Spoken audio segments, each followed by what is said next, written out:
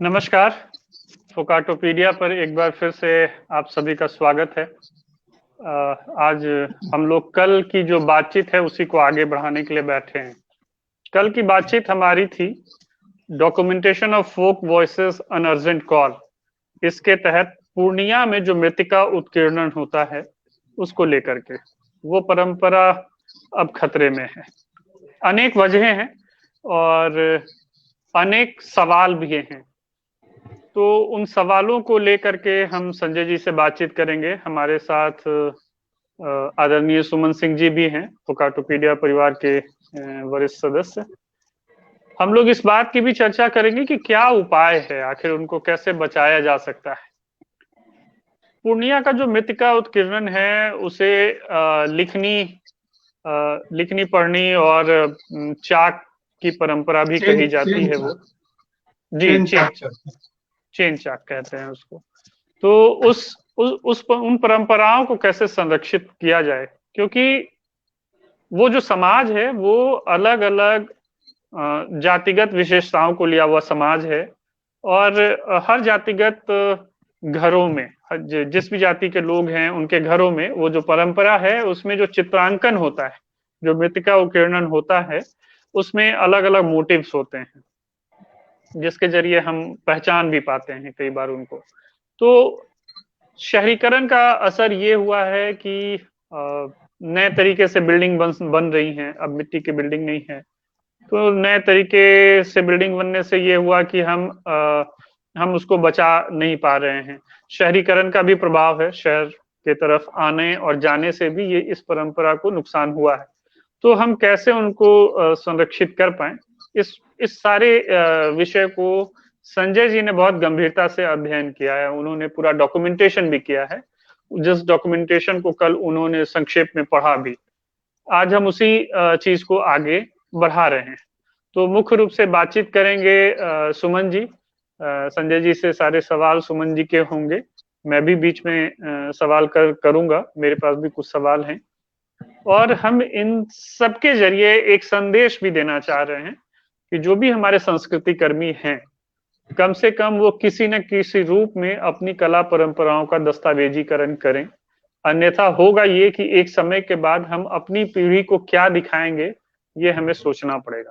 तो अब सुमन जी से मैं आग्रह करूंगा कि संजय जी के साथ एक बातचीत शुरू की जाए। सुमन जी वरिष्ठ कलाकार हैं, कला लेखक हैं, और संजय जी के बारे में मैंने बताया ही, उन्होंने शोधार्थी हैं, वो भी वरिष्ठ कलाकार हैं। उन्होंने लगातार काम किया है, अलग अलग जगहों पे रहे हैं, आर्टिस्ट हैं, म्यूरल्स भी बनाते हैं। तो सुमन जी अब आप। धन्यवाद सुनील जी। और संजय जी के साथ साथ सबसे पहले सभी दर्शकों का स्वागत करेंगे हम लोग। और चूंकि जब ये चर्चा हुई थी तो कोसी अंचल के भित्ति चित्रण को लेके संजय जी ने जो काम किया था, तो 90 के दशक में जब हम लोग मिले थे तो पहली बार थोड़ी बहुत जानकारी, थोड़ी बहुत बातचीत संभवतः इस पे हुई थी। लेकिन ज्यादा बातचीत इधर आके हुई और फिर ना हम लोगों को लगा कि इस चीज को सामने रखा जाए, क्योंकि कहीं न कहीं हमें लगता है कि हमने अपनी परंपराओं को, जो लोकाचार, दरअसल ये जो चीजें थी ये हमारे लोकाचार का हिस्सा थी। और हमने जिस किसी कारण से सामाजिक बदलाव या जो आधुनिकता जो भी, हमने अपने कुछ लोकाचारों को त्याग दिया और इसके कारण ये समस्याएं आई। तो खैर संजय भाई ने डॉक्यूमेंटेशन किया है, अच्छा डॉक्यूमेंटेशन है वो, मेरे लिए तो वो एक उदाहरण है। संजय भाई से मैं ये सवाल करना चाहूंगा कि आपने विश्व भारती शांति निकेतन से कला अध्ययन किया है, और मेरा अनुभव ये रहा है कि इधर जो उत्तर भारत के कला महाविद्यालय है, हो सकता है कि मैं गलत हूँ, यहाँ कलाकारों को या छात्रों को ये चीज सजेस्ट ही नहीं किया जाता या इस तरह का विजन नहीं दिया जाता कि वो अपने आसपास की लोक कलाओं के बारे में जाने या जानने की कोशिश करें। और बीएचयू में संभवतः इस तरह का है कि मास्टर डिग्री के लिए लोग प्रेजेंटेशन वगैरह करते हैं। लेकिन मुझे जहाँ तक याद है कि पटना और लखनऊ में इस तरह की कोई परंपरा नहीं है। यही कारण है कि हम लोग इसकी तरफ नहीं जागृत हो पाए। इवन जब हम लोग पढ़ते थे तो मधुबनी कला को लेके भी महाविद्यालय या अकादमिक कलाकारों में एक अटैचमेंट तो नहीं ही दिखता था कि बहुत अटैचमेंट उठा रहा। तो आपका क्या अनुभव है? 30-35 साल कलाकार के तौर पे आपने बिताए और आपने इसका अध्ययन भी किया। इस मामले में आपका अनुभव क्या है? क्यों हम अकादमिक कलाकार जो है या ये लोग इन चीजों के महत्व को या तो नहीं समझते हैं या हम इसको इस लायक नहीं समझते? हम ये जानना चाहेंगे।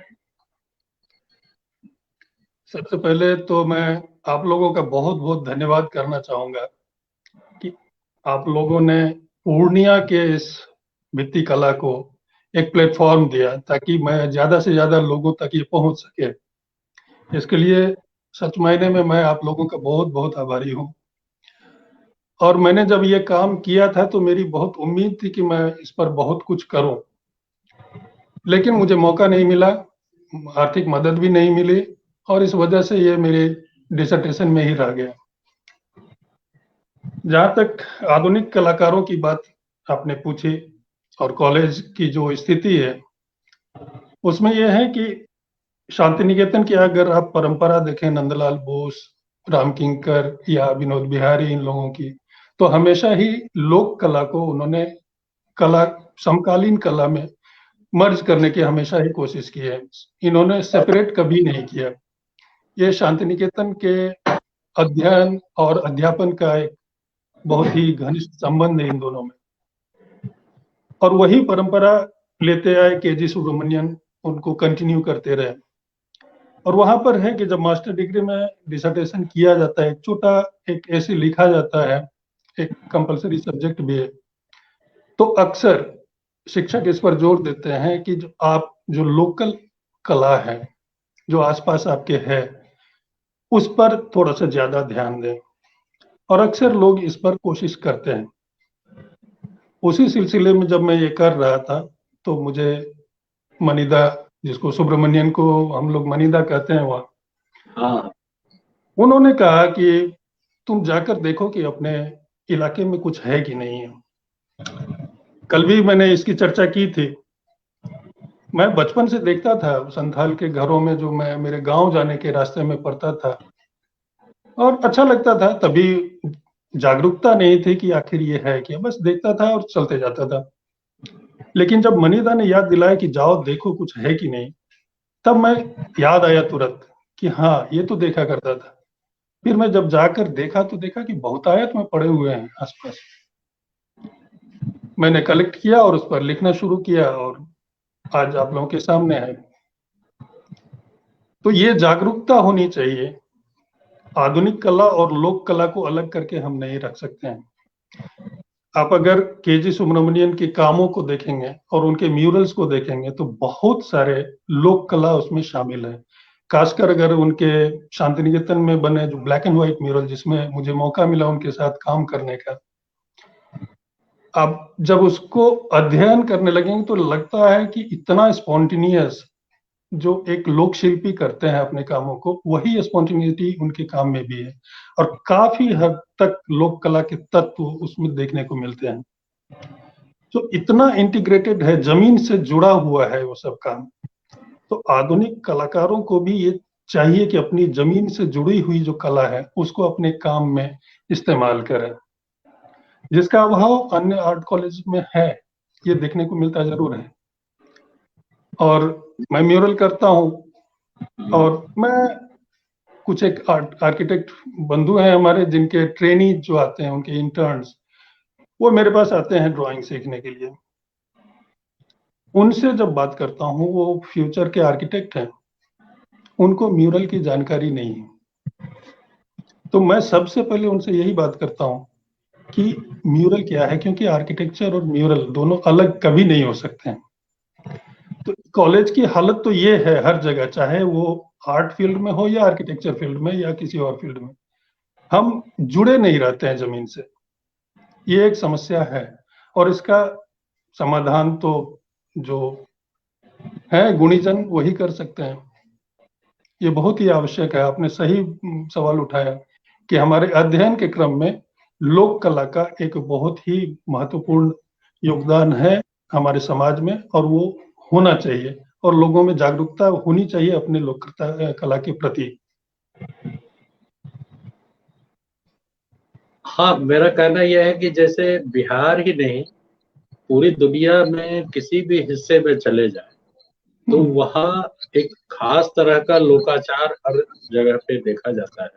हाँ, साथ बिल्कुल। ही उस पे उनकी लोक कलाएं हैं। और अगर देखा जाए या एक अनुभव से ये जानकारी मिलती है कि आज ही मेरी बातचीत हो रही थी, कलाकार हैं बिहार के, विजय कृष्णा, सिवान के इलाके, और पटना के बाद उन्होंने आगरा से एमएफए समाप्त किया है या फिर से।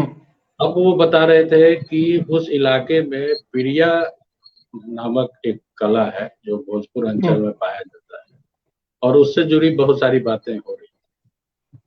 तो इस तरह से देखा जाए तो हर अंचल में है। दूसरी बात, जब कोसी अंचल की बात आती है खास कर, तो जैसा कि आपसे बातचीत में पिछले दिनों मैंने चर्चा की थी कि रेणु जी उस अंचल की चीजों को दुनिया भर में ये करने में सबसे सफल व्यक्ति रहे हैं एक लेखक के तौर पे, और उनका जो महत्व है साहित्य में वो सर्वविदित है। तो उनकी अंतिम कहानी मानी जाती है भित्ति चित्रण की मयूरी, जिसकी चर्चा साहित्य में भी कम हो पाई है। संभवतः उसका एक वजह ये रहा है कि वो सबसे बाद में लिखी हुई या उनकी अंतिम कहानी। और एक और कहानी उनकी जो ज्यादा चर्चित है, ठेस, वो हम लोगों के सिलेबस में भी था। उसमें भी एक सिरचन नाम के लोक कलाकार, लोक शैली जो वहाँ की थी उसका। दूसरी तरफ मैं देखता हूँ, जो मेरी जानकारी है, कि कोसी अंचल के बहुत सारे ऐसे कलाकार हैं जो पटना कला महाविद्यालय से या अन्य जगह से शिक्षा ग्रहण की, स्टडी किया और विभिन्न पदों पे रहे। जो लोग रिटायर्ड हो चुके हैं। और पिछले दिनों विश्वनाथ सिंह वाला एक आलेख मिला था जिनके बारे में काफी चर्चा हुई थी। और पूर्णिया में कला भवन भी है। और दूसरी बात यह है कि कोसी अंचल ऐसा भी नहीं है कि लोग वहाँ के बहुत जागरूक नहीं है, काफी जागरूक समाज है वहाँ, लेकिन उसके बावजूद वहाँ की लोक कलाओं के तरफ वहाँ के जन सामान्य की रुचि क्यों नहीं गई। यहाँ तक कि जो वहाँ के बौद्धिक वर्ग के लोग हैं उन्होंने भी इसको हाईलाइट करना या इस पे चर्चा करना क्यों उचित नहीं समझा। क्या उसका कारण हम ये माने कि बिहार की कलाओं को अगर देखें तो जो मिथिला या मधुबनी की हम बात करते हैं, तो उसको जब कुछ विदेशियों ने देखा और उसको सराहा और उसकी अंतर्राष्ट्रीय चर्चा हुई, उसके कई दशकों के बाद जाके आज स्थिति ये है कि मिथिला का जो वो हिस्सा है, दरअसल मिथिला मेरी समझ से, तो आप सही करेंगे इसको, कि तिरहुत और कोसी दो अंचल मिथिला का था जो हम लोग बचपन से सुनते आए। जो दरभंगा वाला था वो तिरहुत कहलाता था और इधर वाला कोसी।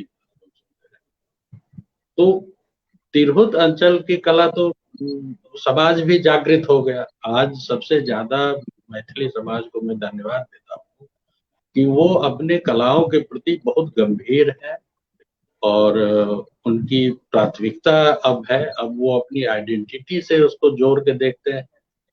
लेकिन बिहार की ही बात सिर्फ करें तो अन्य हिस्सों के लोगों ने ऐसा नहीं किया या ऐसा नहीं हो पाया।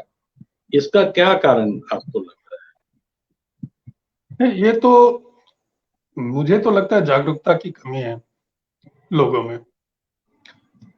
इनको अलग सेपरेट करके देखते हैं। जो आर्टिस्ट पूर्णिया के भी काफी रहे हैं उन्होंने कभी भी इनको आर्ट माना ही नहीं, एक क्राफ्ट करके इसको छोड़ते गए हैं। तो ये जागरूकता की कमी है हमें।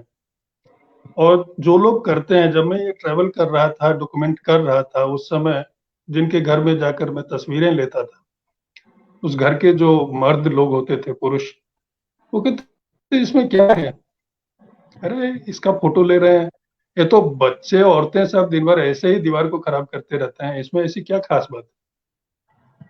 तो ये तो उनके घरों में भी है और पढ़े लिखे समाज में भी है। और इसका एक कारण हम शिक्षा व्यवस्था को मानते हैं, क्योंकि हमारे शिक्षा व्यवस्था में जो कला की जो पढ़ाई होती है स्कूलों में भी, वो एक ढांचे पे चल रहा है, एक बना बनाया सिलेबस है, उसी पर चल रहा है, और जो कि हमें कहीं ना कहीं पाश्चात्य शिक्षा पद्धति से मिला है विरासत में, उससे हम अलग नहीं हो पा रहे हैं। तो ये एक बहुत जरूरी है, जो बचपन से हम अपने और अपने वातावरण, अपने परिवेश से अगर हम के प्रति जागरूक रहें, तो वो आगे बढ़ के हो सकता है। और हमारी एक अजीब सी संस्कृति बनी हुई है हम लोगों में कि जब तक हमको कहीं विदेशी से रिकॉग्निशन नहीं मिलता है, हम मानते हैं कि हम अच्छे नहीं हैं। जब विदेशी हमको अप्रिशिएट करते हैं, तब हम मानने लगते हैं कि हाँ, वो अच्छी है। यहाँ पर अगर रेणु जी की बात की जाए, तो उनकी कहानी पर बनी फिल्म जो महिला आंचल है, ये जो तीसरी कसम जो फिल्म है, तीसरी कसम, तीसरी कसम, वो फिल्म जब बनी, सब जानते हैं वो फ्लॉप हो गई। और उस चक्कर में जो बेचारे प्रोड्यूसर आत्महत्या कर लिए, मर गए बेचारे। लेकिन वही फिल्म जब विदेश गई और वहां उनको बहुत अप्रिसिएशन मिला, वो फिल्म आकर यहाँ सुपरहिट हो गई। मुझे याद है कि पूर्णिया में मुझे तीसरी कसम देखने के लिए बहुत लंबे लाइन में लगना पड़ा। बस एक सप्ताह के लिए आती थी, क्योंकि उसकी प्रिंट बहुत कम है उस समय। क्योंकि विदेशियों ने अप्रिशिएट किया था कि ये बहुत अच्छी फिल्म है, तो हम मानने लगे कि बहुत अच्छी है। यही दुर्भाग्य है हमारा कि जब तक कोई विदेशी अप्रिशिएट नहीं करता है, हम अपनी चीजों को महत्व नहीं देते हैं। ये एक बड़ा ड्रॉबैक है हमारे लिए। और खासकर जहां तक पूर्णिया की बात अगर की जाए, तो वो मैं जिस पर जोर दे रहा हूं वो है मड म्यूरल या क्ले रिलीफ म्यूरल। इसकी एक सीमित सीमाएं हैं, अपनी अपनी सीमितता है। इसको पेंटिंग के जैसे हम कहीं से कहीं नहीं ले जा सकते, तो इसलिए भी ये अपने एक जगह पे सिमट के रह चुका है। तो मुझे तो यही लगता है मेरा कि एक सवाल, जी जी, मेरा एक सवाल यह भी होगा कि क्या इसके पीछे पुरुष मानसिकता का जो वर्चस्व है समाज में, वो ज्यादा जिम्मेदार नहीं है? क्योंकि जितने भी लोकाचार है हमारे समाज में, लोक कलाएं हैं, वो पूरी दुनिया में महिलाओं के जिम्मे ही रहा। हाँ, तो कहीं न कहीं पुरुषों ने इसलिए प्राथमिकता नहीं दी कि महिलाओं की हर चीज या उनसे जुड़ी हर चीज को वो ज्यादा तरजीह नहीं देने की जो मानसिकता है, नहीं देते हैं। वो भी एक कारण रहा कहीं ना हो। कहीं ये सच्चाई है। हाँ, कहीं ना कहीं ये सच्चाई जरूर है। लेकिन ज्यादातर मैं कहूंगा कि समाज में जो जागरूकता होनी चाहिए, उसकी कमी है, जिसमें हम पढ़े लिखे या अनपढ़ जो भी हैं, सब जिम्मेदार हैं इसके लिए। ज्यादातर लोक कलाओं के संदर्भ में देखा यह जाता है कि जैसे जैसे जिसको हम सो कॉल्ड आधुनिक होना कहें, हमारा समाज आधुनिक होता जाता है, अपनी लोक परंपराओं से वो दूर होता जाता है। यह आदिवासी समुदाय में भी देखा जा रहा है और हमारे आपके समुदाय में भी देखा जा रहा है। क्या यह भी एक कारण है? नहीं, इन चीजों का एक कारण तो मैं मानता हूं कि जो आर्थिक हालात हैं, वो भी एक बहुत बड़ा मुद्दा है इसका। क्योंकि इससे उनको तो कुछ फायदा नहीं होता है, वो तो अपने शौक के लिए, अपने परिवेश के लिए बनाते हैं, करते हैं, अपनी खुशी के लिए, या त्योहार उत्सव में वो बनाते हैं अपने घरों को सजाने के लिए। लेकिन जो आर्थिक हालात हो गए हैं उनके, और खासकर कोसी अंचल की बात अगर करें, तो वहां पर जो प्राकृतिक आपदाएं आती हैं, वो एक बहुत बड़ा रीजन है। हर साल लगभग बाढ़ आती है, घर टूट जाते हैं, डूब जाते हैं, तो फिर से उन्हें खड़ा करना पड़ता है। और ऐसे है कि अगर एक बार बनाए 2 4 5 साल चले तो फिर लोग खुशी से बना के रहते हैं, लेकिन हर साल अगर वही काम करना होता है तो वो बोलते हैं कि क्या बनाना, फिर तो अगले साल बाढ़ आएगी। तो इन चीजों में कमी आती जा रही है इसकी वजह से। तो ऐसे कुछ कारण हैं, और एक कारण तो और भी कहेंगे, अगर पूर्णिया की बात करें तो जो इंदिरा आवास योजना, ये मेरे आंखों का देखा हुआ है कि उसकी वजह से उनको पक्के घर मिल जाते हैं, क्योंकि बाढ़ आती है हर साल, उनके घर टूट जाते हैं, फिर से बनाना पड़ता है, पैसे नहीं मिलते हैं बनाने के लिए।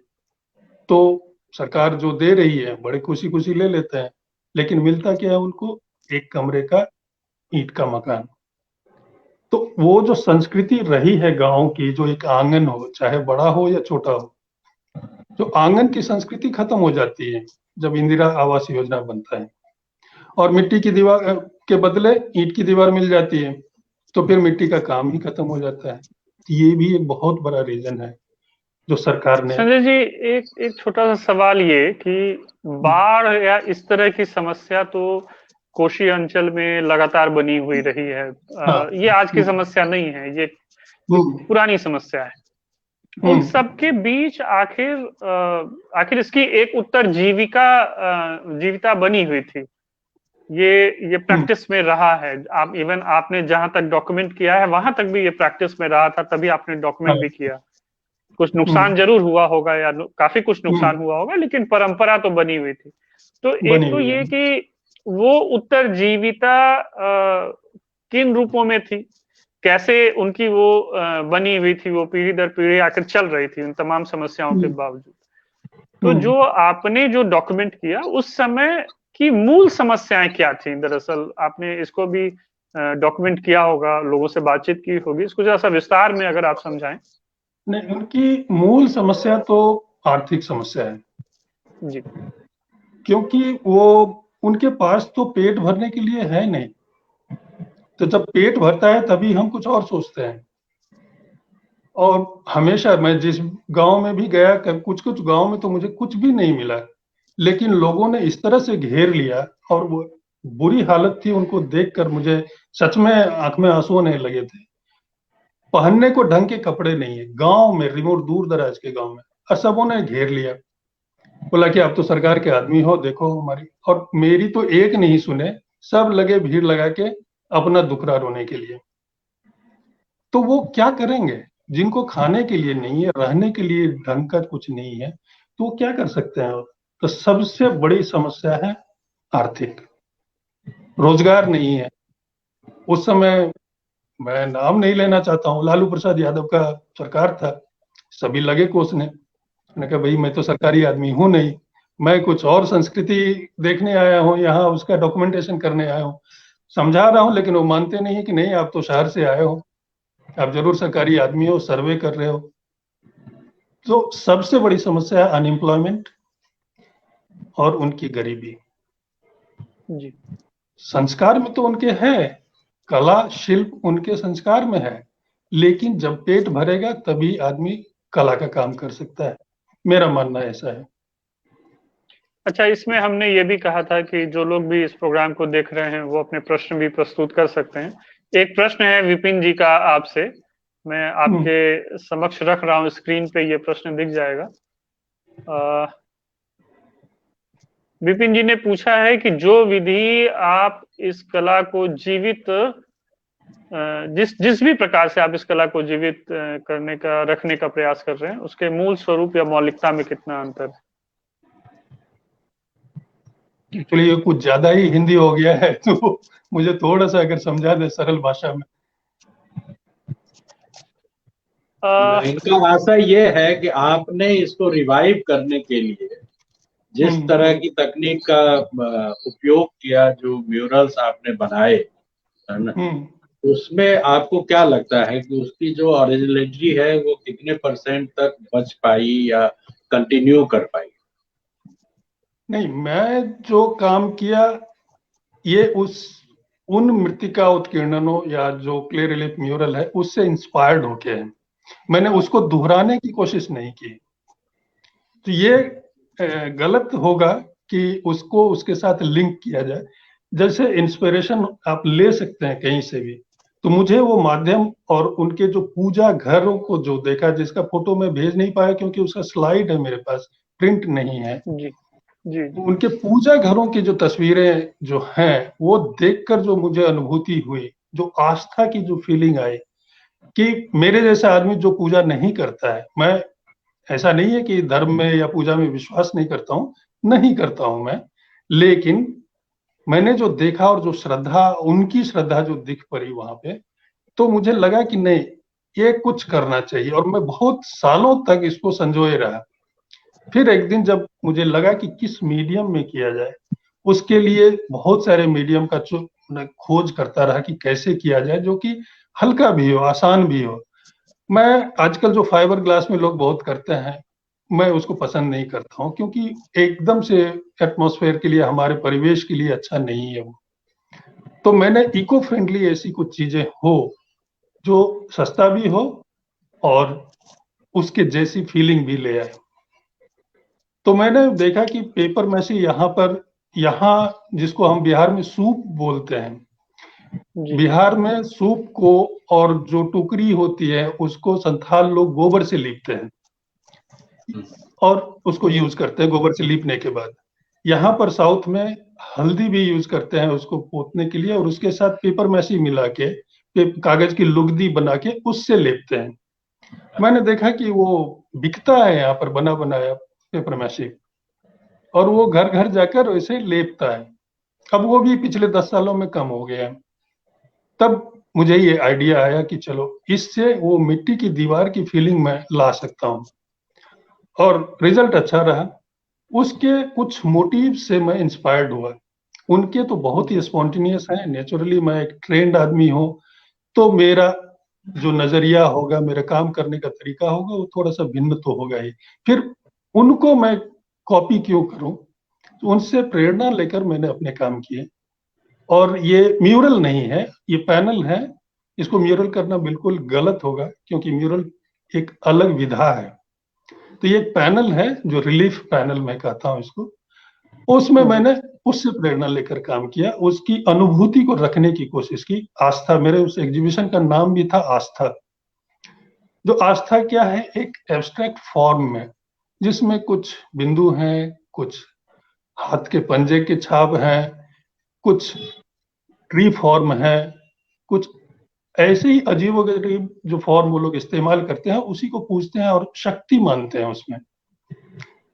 उसको मैंने उससे प्रेरणा लेकर मैंने आगे बढ़ाने की कोशिश की, न कि उनके लिए। ये पूरी तरह से मेरा अपना था।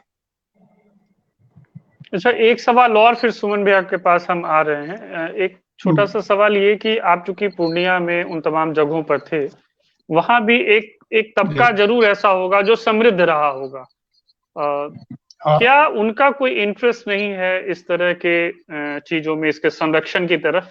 इस सवाल का उत्तर लेने से पहले हमारे साथ डॉक्टर शंभू कुमार सिंह जुड़ गए हैं, जो पूर्णिया अंचल से ही हैं और कला विषयों पे गहरी रुचि रखते हैं। मैं उनको पैच कर दे रहा हूँ।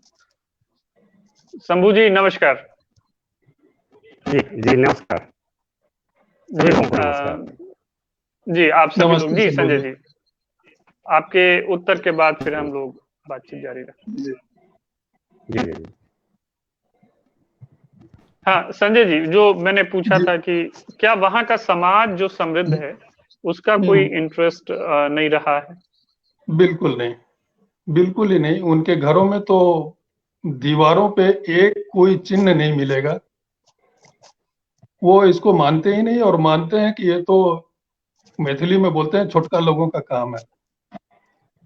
तो ये जो हरिजन आदिवासी हैं, इनका काम है, ये हमारा नहीं है। हमारा घर तो जितना साफ सुथरा चिकना रहेगा बस वही है, नहीं तो हमारा घर भी मुसहरों के जैसा लगेगा। उनमें अवेयरनेस बिल्कुल नहीं है। हाँ, एक बात मैं बताऊंगा कि गांव में जो मेरे दादा का घर है, वहां पर उनका भी एक पूजा का कमरा है, और पूजा का कमरा भी काफी हद तक इसी तरह का था, जिसमें कोई इमेज भगवान का जो फोटो या कैलेंडर नहीं लगा हुआ है। उसमें भी मिट्टी के दीवार पर ही मिट्टी से कुछ कुछ गोल आकृतियां और कुछ लंबी आकृतियां बनी हुई हैं, बिल्कुल एब्स्ट्रैक्ट। उसमें भी पिठार लगा हुआ है और वो आकृतियां जो गोल गोल जस्ट सर्किल है, वो बिंदु बड़ी सी 4-5 इंच की, उसमें सिंदूर लगा हुआ है। फिर एक तलवार गड़ा हुआ है जिसका मूठ नीचे जमीन में है और उसका किनारा जो है वो ऊपर की तरफ है। पता नहीं क्यों कैसे, हमें पता नहीं। उसको भी पिठार और सिंदूर से इतना लिपा गया है कि वो तलवार जो है वो काफी मोटी हो गई है। बचपन से ही जब मैं उस घर में घुसा था तो मुझे पता नहीं एक डर सी अनुभूति होती थी और मैं बिना किसी और के मैं उस रूम में नहीं जाता था। वो एक एब्स्ट्रैक्ट जो फीलिंग आती थी वो बस पूजा रूम तक ही थी। हमारे घर के बाहर दीवारों पे पूरे मेरे गांव में, मेरा गांव जो है वो राजपूत और ब्राह्मण का गांव है, एक भी कहीं किसी दीवार पे नहीं, बस पूजा के घर में इस तरह की कुछ एब्स्ट्रैक्ट इमेज रहते हैं, दीवार पे बाहर कहीं नहीं। जी सुमन भाई। हाँ, मेरा यही कहना था संजय भाई कि हाँ, तथाकथित संभ्रांत होने की जिद या आधुनिक होने की जिद ने हमें अपने लोकाचारों से दूर किया।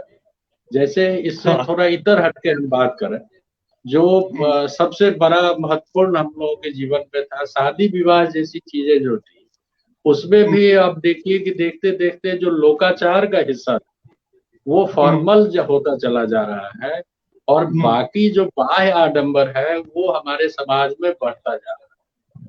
यहाँ तक कि जैसे मैं अब याद करूं कि पहले कोसी या मिथिला या वैशाली हर जगह मैं देखता था कि मंडप डेकोरेशन अपने आप में एक बहुत बड़ा क्राफ्ट या आर्ट था।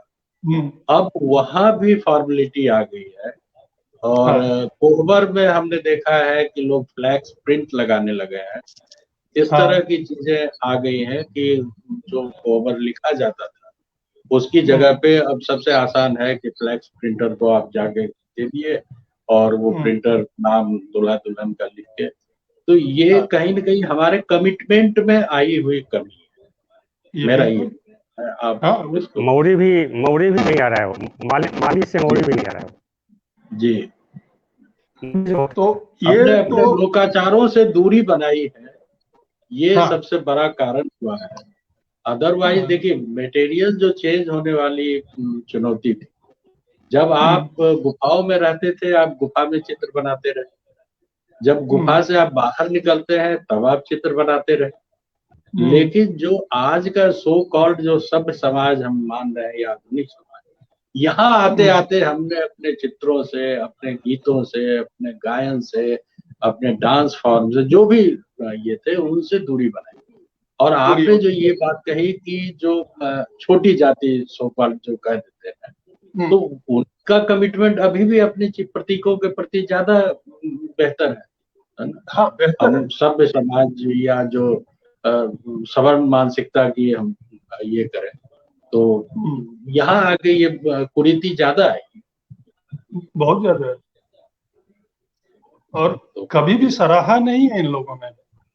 हाँ, यही तो आप कह रहे हैं ना कि दो कारण मुझे लगता है, एक तो सवर्ण मानसिकता और दूसरा जो पुरुष मानसिकता था, जो महिलाओं के द्वारा किए गए किसी कार्य को कमतर हरदम मानता रहा।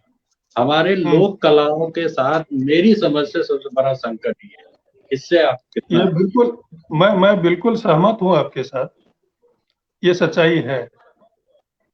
और ये मैंने जितना मैंने ट्रेवल किया और उसमें जो भी घर में मैं गया तो अक्सर लोगों का था दैट ये क्या है, तो वो कभी अप्रिशिएशन उनको घर में भी नहीं मिलता है। बाहर और सवर्णों की तो बात छोड़ ही दीजिए। तो ये बिल्कुल सच्चाई है वहां की। अच्छा, दूसरा आपने तो मृतिका उत्कीर्णन या मिट्टी के रिलीफ पे काम किया, क्या चित्र बनाने की परंपरा भी वहां आपको दिखी थी कोसी अंचल? नहीं, पूर्णिया अंचल में चित्र बनाने की परंपरा बहुत ही कम है, बहुत कम है। और जो है वो बाजार से इन्फ्लुएंस्ड है। जो बाजार में जो साइन बोर्ड पेंटर कुछ कुछ मोटिव बनाते हैं, वो कुछ नर्तकी उनके जो टिपिकल है वैसा ही कुछ करने की कोशिश करते हैं। सो मैंने कहीं भी ऐसा कुछ खास नहीं देखा। कुछ मोर वोर इधर बने हुए हैं, लेकिन वो भी वो जैसे स्कूलों में कुछ क्राफ्ट सिखाते हैं ना उस तरह के, उसमें लोक कला की जो गंध है बिल्कुल नहीं थी। काफी कमजोर काम उसको कह सकते हैं। नहीं, मधुबनी और मधुबनी एक एक पेंटिंग या जो कोहबर पहले जो, हाँ एक चीज जिसकी तरफ कम से कम पटना के कला समाज का ध्यान नहीं गया है, आप हम्म याद करें तो कोसी अंचल में जो हम्म पहले टीन के सेट वाला या इस तरह का दो दो महला टाइप का जो मकान बनता था, उसमें ऊपर के फ्लोर में चारों तरफ पेंट करते थे।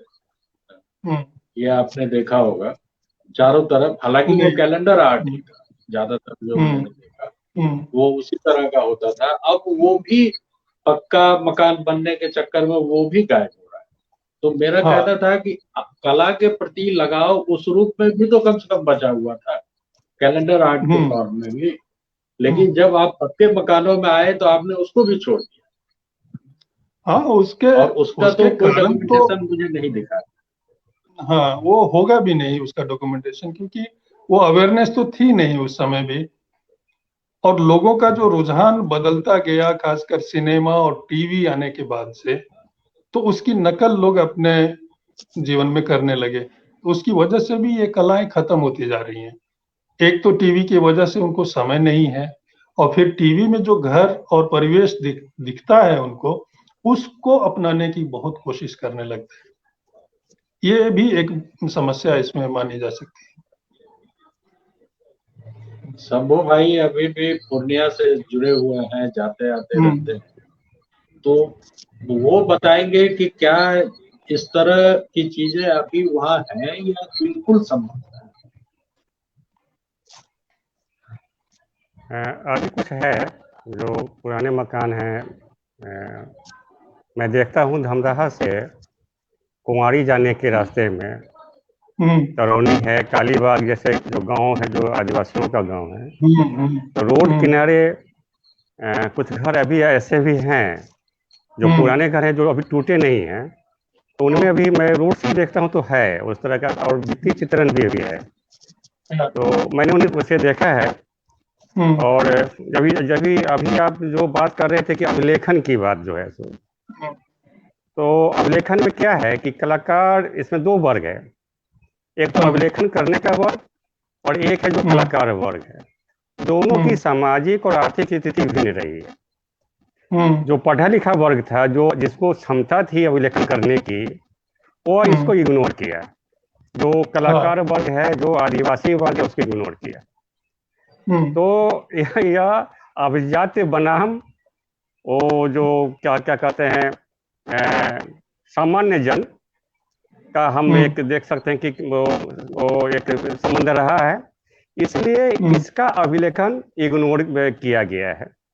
अब कहेंगे कि पटना के लोग क्यों नहीं गए, तो होता क्या है कि पटना में जो संस्थान है या जो भी केंद्र रहे होंगे उस वक्त कला के विकास के लिए, या अभी भी, उन्होंने भी इसको बहुत गंभीरता से नहीं लिया, जो कि सचमुच में पढ़े लिखे बौद्धिक वर्ग का है। तो यह एक कारण है। जैसा कि सुमन भाई ने कहा कि क्या अभी भी वहाँ पर इस तरह के जो आर्ट फॉर्म है वो दिखाई देते हैं, तो मैं कहूँगा हाँ, दिखाई देते हैं। हाँ, जी, कहा जाए। आप बिल्कुल सही कह रहे हैं। और मेरा गांव कुंवाड़ी ही है। अच्छा अच्छा। मेरे दादाजी का घर कुंवाड़ी में है। और अच्छा अच्छा मैं तरौनी भी गया हूँ। अच्छा। आप बरदेला जानते होंगे, बरदेला गया हूँ, नहीं नहीं, कालीबाग गया हूँ। बरदे तब तो आप मुझे जानते होंगे, वो सीताराम बाबू वकील साहब का मैं लड़का हूँ। देखिए, मैं वो गांव में चिकनी का रहा मठ। नहीं कभी, अच्छा अच्छा अच्छा। आना जाना रहा है। तो तो हाँ, मैं जी उसी, जी। जी कुंवारी जी के मुखिया बताइए। जी सेठ जी जानते हैं मुझको। सेठ जी को जानता कुंवारी के हूँ। मुखिया, जी जी जी। हाँ हाँ हाँ हाँ। हम्म। तो इस हाँ, वैसे ही बस परिचय है मुझे गांव से।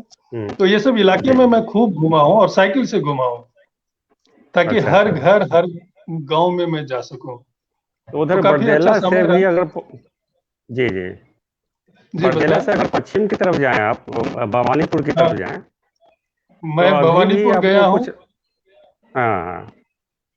भवानीपुर गया हूँ, करमनचक जानते होंगे आप। जी जी जी। जोतेली जानते होंगे, तो जी वो सब पूरा एरिया में घुमा हूँ। हम्म। पूर्णिया जिला लगभग पूरा मैं घुमा।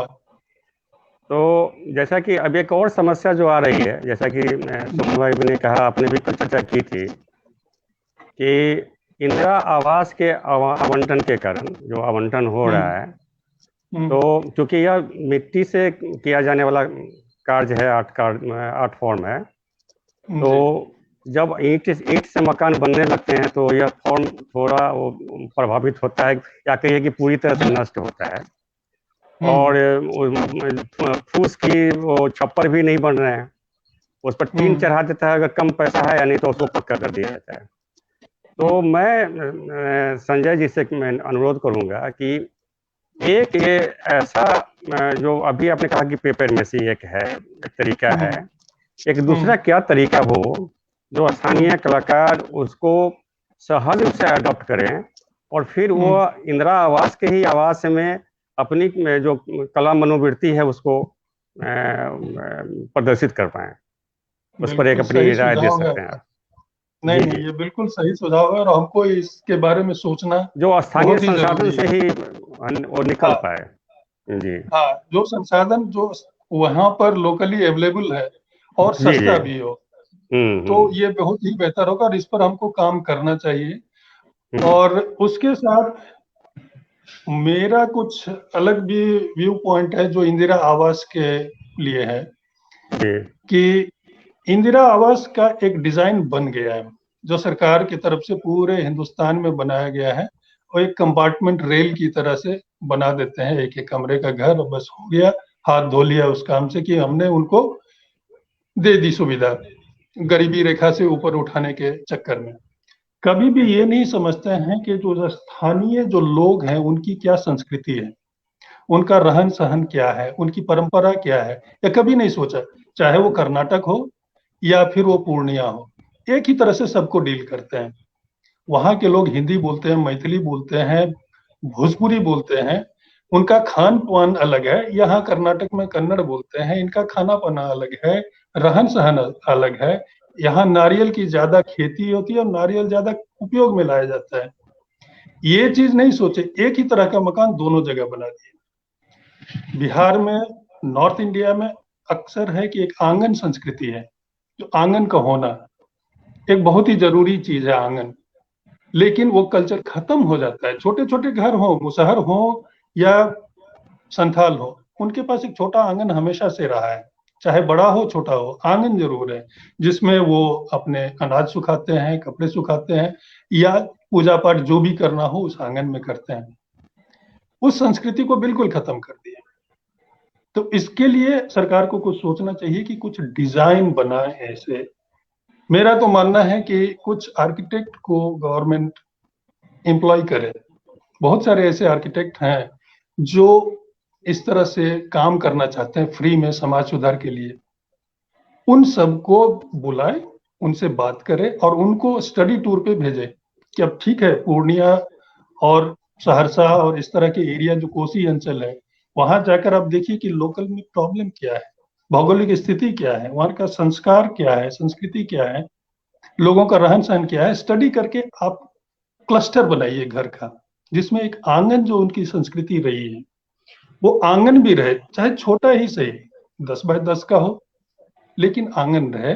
और एक क्लस्टर बनाइए, जो गांव का जो एक था कि गांव या तो गोल गोल गोल गोल बनता है, घर बनते जाते हैं चारों तरफ, और एक गांव का जो गोलाई होती है वो खत्म हो गया है। ये तो शहरों के जैसे लाइन में घर बने हैं और रास्ता है। वो नहीं करके अगर घरों का क्लस्टर बनाया जाए तो उनकी जो संस्कृति रहेगी वो बनी रहेगी, और उनका माहौल भी रहेगा, और वो खुश रहेंगे उसमें, मेरे ख्याल से ये बहुत ही जरूरी है करना। संजय जी, इसमें एक ऐसा नहीं। एक जी। जी कहा जाए तो मेरा एक इसमें तो अनुभव मेरा एक अनुभव हाँ रहा है इंदिरा आवास को लेके। हाँ। रांची के पास मैं गया था, और हम्म, डोकरा कास्टिंग जो जातियां करती हैं, जो आदिवासी हाँ। समूह, हम्म, तो उनके लिए एक गांव बसाया हुआ था, और वहाँ दिलीप टोप्पो के से हम लोग गए थे। तो हम्म, उन्होंने तो क्या किया था कि जो उनका इंदिरा आवास था उसको उन्होंने स्टोर रूम बना दिया था, और जो परंपरागत उसके पास की जो अगल बगल जमीन थी उसमें उन्होंने अपने हिसाब से जो घर बनाया था उसमें रहते थे, और जो इंदिरा आवास के लिए उनको मिला था उसको वो अपना स्टोर या सामान रखना या उस तरह से उपयोग करते थे। तो ये आपकी बात सही है। अब वो जो जातियां हैं वो डोकरा कास्टिंग के एक्सपर्ट थे, तो उनको जिस तरह का स्पेस चाहिए था, है ना, अगर आप डोकरा कास्टिंग हाँ, है तो उस तरह का स्पेस उनको प्रोवाइड नहीं किया गया, तो उन्होंने नहीं किया, अपने सही तरह बात का है। स्पेस क्रिएट किया। मैं जिस हाँ, बात पे आ रहा हूँ, मेरा ये कहना है कि जब समाज के कमिटमेंट में कमी आती है, जैसे परंपरागत चीजें, बहुत सारी चीजें ऐसी हैं जिसको हम कंटिन्यू किए हुए हैं क्योंकि उसके प्रति हमारा कमिटमेंट था।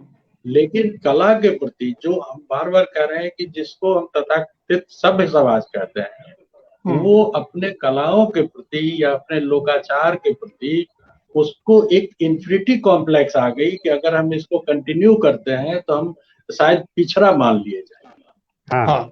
और अपने को आगे मानने के लिए या समाज में अगले दर्जे में लाने के लिए, जैसे देखिए एक बदलाव मैं यहाँ पे कहूँगा, हालांकि मुझे लंबा नहीं बोलना चाहिए, मेरी कोशिश होनी चाहिए आपसे बात करने की। खैर, अब जैसे देखिए मिथिला आर्ट, जब मिथिला आर्ट का इंटरनेशनल एक मॉडल बन चुका है, तो आप देखिए कि देश के विभिन्न हिस्से में लोग, है ना, मिथिला आर्ट को सीखने के लिए वही जो सभ्य समाज है उसमें आज ज्यादा जागरूकता कहिए या जो भी कहिए उसको अपनाने की होड़ सी दिख रही है। आप पूरे देश में चले जाइए, मिथिला आर्ट के क्लासेस दक्षिण भारत में चलते हैं, मध्य प्रदेश में चलते हैं। तो ये कहीं ना कहीं मेरा अपना एक एनालिसिस, ये अपना मानना है कि हमारे सभ्य समाज की ये कमजोरी है कि हम चीजों के प्रति भागते हैं और अपने चीजों के प्रति हम उस कमिटमेंट के साथ नहीं रहते जिस कमिटमेंट के साथ हमारे पिछड़े या दलित जिनको आप कहते हैं वो रहते हैं। वो अपनी परंपराओं के मामले में ज्यादा बेहतर है, मैं ये कह सकता हूं। हाँ, ये तो बिल्कुल सही बात है, लेकिन अब जो वो भी धीरे धीरे छोड़ रहे हैं क्योंकि उससे इनको कोई खास रोजगार नहीं मिल रहा है। मधुबनी पेंटिंग की तो बात अलग हो गई क्योंकि अब उसमें उनको इनकम हो रहा है, वो कमा पा रहे हैं, वो अच्छा जीवन जी पा रहे हैं बहुत सारे लोग, इसलिए भी उसके पीछे लोग जा रहे हैं। लेकिन नहीं, आज बदले हुए संदर्भ में हमने हर चीज को रोजगार और आमदनी से जोड़ा। ये जो एक बदलाव आया है खास करके पिछले 30-40 वर्षों में, वो बहुत बड़ा बाधक बना है हर चीज के लिए। जो हमारे ट्रेडिशनली हमारे यहाँ जो फोक आर्ट या फोक डांस, फोक म्यूजिक थे, वो रोजगार से तो जुड़ा हुआ नहीं था, बिल्कुल नहीं था। तो हर घर की महिला गीत गाना जानती थी, जाता चला रही है तो गीत गा रही है, हर काम के समय, धान रोपते समय गीत गा रही है। उसके लिए कोई फॉर्मल ट्रेनिंग नहीं होती थी, उनकी फॉर्मल ट्रेनिंग उस सोसाइटी में ही रहते रहते वो जैसे पैदा लेने के बाद आपको चलना है, दौड़ना है, उस तरह से वो ट्रेनिंग होती थी, लोकाचार या जीवन का हिस्सा था। नहीं, उसमें बदलाव जो आया है वो तो टेक्नोलॉजी के आने की वजह से भी वो बदलाव आया है। आर्थिक तो एक जरूर है कारण, क्योंकि आप देखिए कि अब खेती के लिए मजदूर नहीं मिलते हैं, वो मजदूर कहीं और फैक्ट्री में चले गए हैं, तो ये तो एक कारण है आर्थिक, उसको हम डिनाई बिल्कुल नहीं कर सकते और हम रोक नहीं सकते हैं कि आपको पैसा नहीं कमाना है, आप यही कला का काम करते रहिए।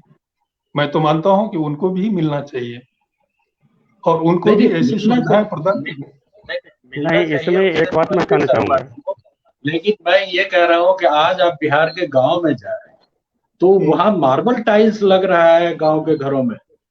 हाँ, जो सिर्फ पैसे की अगर बात हो, ये अभिरुचि की बात है।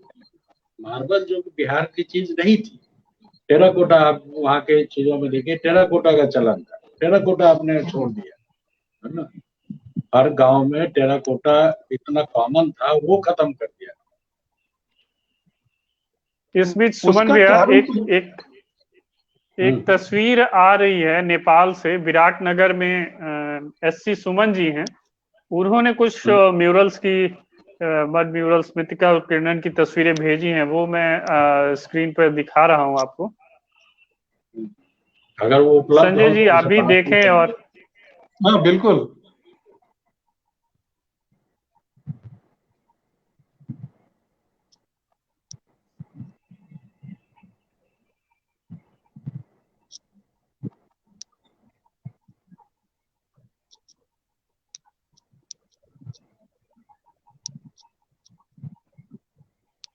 ये तस्वीर आई है विराटनगर से। हम्म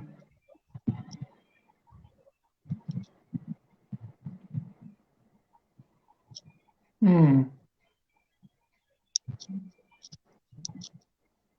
ये मेरे ख्याल से कोहबर जिस जिस हाँ। अंतपुर की बात आप कर रहे थे, उसकी हम्म। तस्वीर है संभवतः। हम्म, हम्म। ये कोई पूजा घर लगता है। जी जी। हाँ ये हाँ। हाँ, अब ये देखिए, ये एक मॉडल है कि जो हम्म इंदिरा आवास हम बनाते हैं उसमें हम्म, इस चीज को अपना सकते हैं।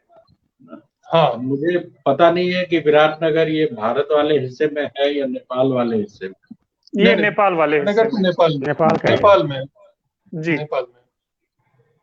एक तो मिथिला शब्द को लेके मुझे ये भी है कि हमने नेपाल वाले हिस्से को तो अपने से एकदम अलग ही कर दिया। ये एक और तस्वीर अगर दिख पा हाँ। रही हो तो। बिल्कुल दिखता है। नहीं, इनसे बात हो सकती है अभी। यार मुझको लगता है थारू मैं इनको संप्रदाय में कनेक्ट या करने की कोशिश करता हूँ। हाँ, ये तो बहुत ही सुमन खूबसूरत भाई, है। हाँ, सुमन भाई, या थारू थारू जनजाति का हमको लगता है आर्ट फॉर्म है जो उस साइड में है। हो सकता है। जी जी। वैसे संजय भाई ज्यादा बढ़िया बताएंगे। नहीं, ये देखिए कि काफी कुछ जो पूर्णिया में है उसी का, क्योंकि ये तो बॉर्डर एरिया है, पूर्णिया से सटा हुआ एरिया ही है, तो काफी कुछ सिमिलैरिटी मिलती है, लेकिन ये इसमें रिफाइनमेंट थोड़ा सा ज्यादा है कंपेयर टू हाँ पूर्णिया। हाँ। लेकिन काफी अच्छा है। नहीं, मुझे तो लगता है कि इस पूरे अंचल में जो नेपाल हम्म वाला हिस्सा है, राजनीतिक हम्म कारणों से अभी वर्तमान स्थिति जो भी हो, लेकिन हम्म सामाजिक तौर पे तो बहुत कनेक्टेड है। इस पूरे अंचल में एक बार फिर से बड़े स्केल पे काम करने की जरूरत है। और हम्म हम तो शंभू भाई से अपेक्षा रखेंगे कि वो अ, चीजें वहाँ प्रोवाइड करें। और बिहार के संदर्भ में एक चीज मैं बता दूं कि बिहार में पहले भी जो ललित कला अकादमी हुआ करती थी उसके सचिव ज्यादा मतलब ज्यादा समय तक या हम लोगों के टाइम में गजेंद्र नारायण सिंह थे जो उसी अंचल के थे। और पहली बार जो बिहार में ललित कला अकादमी का गठन हुआ उसके जो अध्यक्ष बादल जी बने, तो बादल जी पटना आर्ट्स कॉलेज के प्रोडक्ट थे और सबसे बुजुर्ग कलाकार हैं, और वो भी पूर्णिया अंचल से ही। तो सरकारी स्तर पे उदासीनता तो सबसे ज्यादा तो मैं यही मानता हूँ कि उस अंचल के लोगों ने ही बढ़ती यहाँ की लोक कलाओं को लेकर। नहीं, मैं नहीं, एक प्रस्ताव इसमें दूंगा आप लोगों को कि जी पूरी जैसे कि कुआरी इनका गाँव है, संजय जी का, और मेरा जो कुआरी से सटा हुआ ही है बरदेला, मेरा 5 साल से वहाँ पर कामत है। तो अच्छा। एक वर्कशॉप रखा जाए मार्च में, हाँ वर्कशॉप रखा जाए मार्च में, जब भी सुविधाजनक हो, एक तय किया जाए समय, और उसी दौरान जरूर जरूर। स्थानीय लोगों को वर्कशॉप बुलाया जाए और बाहरी लोगों को भी, और उसी दौरान अभिलेखन भी हो, और अगर शॉर्ट फिल्म की अगर कोई योजना बनती है तो उसी दौरान किया जाए। मैं हाँ आवासन की और भोजन की तो मैं व्यवस्था मैं कर दूंगा, आवासन और भोजन की व्यवस्था, यहाँ तक कि ट्रांसपोर्टेशन की भी व्यवस्था, नहीं, हम लोग उसको व्यक्तिगत ट्रांसपोर्ट फूड एंड इनिशिएटिव के सब लोग मिलकर करें, अपने अपने हिस्से की चीजें। नहीं, मैं व्यक्तिगत भी कर सकता हूँ, मैं इतना सक्षम हूँ कि व्यक्तिगत भी कर सकता हूँ और रही नहीं नहीं, संस्थागत तो मैं उसके कह लिए रहा हूँ प्रयास कि किया जाएगा। हाँ, मैं संस्थागत भी प्रयास करूंगा। और काफी जो लोग वहाँ इस चीज को लेके जागरूक हों उस समाज जी में, जी। उनसे संपर्क किया जा सकता है। जी और मैं तो ये भी, जब से मैंने जाना है कि पूर्णिया के कला भवन के बारे में, तो उसकी वर्तमान स्थिति भी जानने की इच्छा है हम्म। कि जब पूर्णिया में कला भवन बना था तब पटना में नहीं वो तो कला महाविद्यालय के अलावा कला से जुड़ा हुआ कोई ऐसी संस्था इन्हीं के नहीं। संजय भाई के गांव के बगल माली के थे वो, शिवराज भाई सचिव कुछ दिन रहे माली के। माली गांव इन्हीं के बगल में है।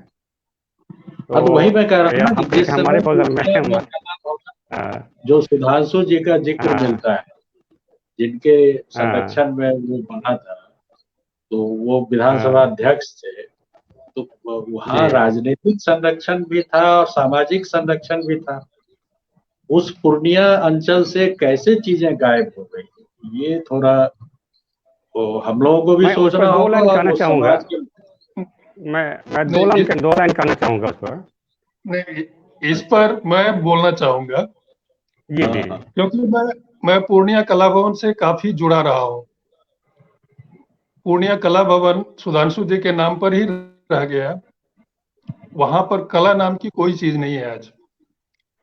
गलती पता नहीं कहाँ क्या हुई, उसके जितने भी मेंबर हैं सारे के सारे या तो वकील हैं या ठेकेदार हैं, जिनको कला से कोई लेना देना नहीं है।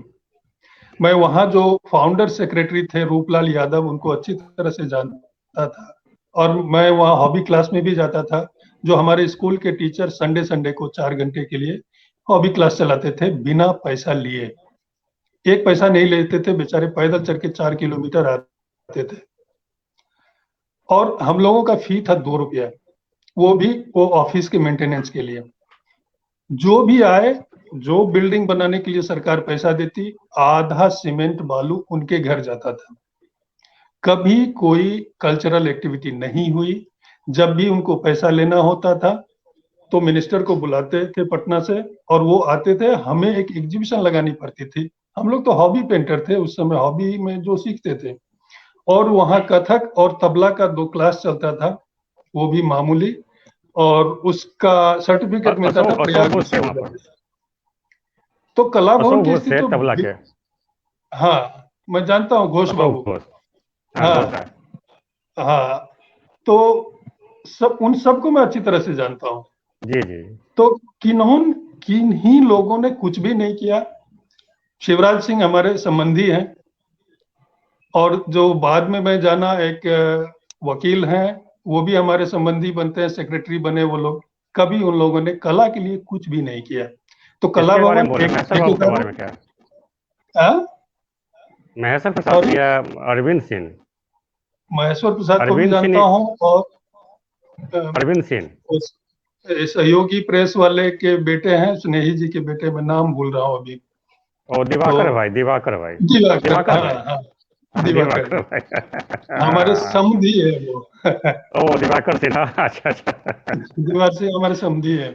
अच्छा। तो ये लोग किन ही लोगों ने कुछ भी नहीं किया, सब ठेकेदारी किए, अपना पैसा बनाए और उस जगह को लूट रहे हैं। शादी का घर बना के रखे हैं, शादी घर, वहां रेंट पर शादियां होती हैं।